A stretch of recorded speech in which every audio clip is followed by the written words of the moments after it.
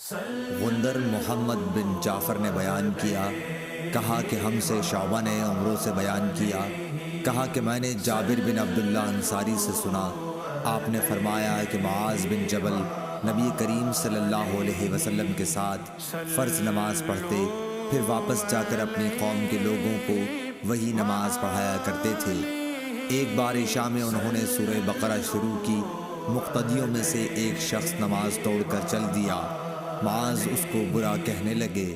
یہ خبر حضرت صلی اللہ علیہ وسلم کو پہنچی، اس شخص نے جا کر معاذ کی شکایت کی، آپ نے معاذ کو فرمایا، تو بلا میں ڈالنے والا ہے، بلا میں ڈالنے والا، بلا میں ڈالنے والا 3 بار فرمایا، یا یوں فرمایا کہ تو فسادی ہے، فسادی، فسادی۔ پھر آپ نے معاذ کو حکم فرمایا کہ مفصل کے بیچ کی 2 سورتیں پڑھا کرے۔ عمرو بن دینار نے کہا کہ مجھے یاد نہ رہی کہ کون سی سورتوں کا آپ نے نام لیا۔ صحیح بخاری حدیث نمبر 701۔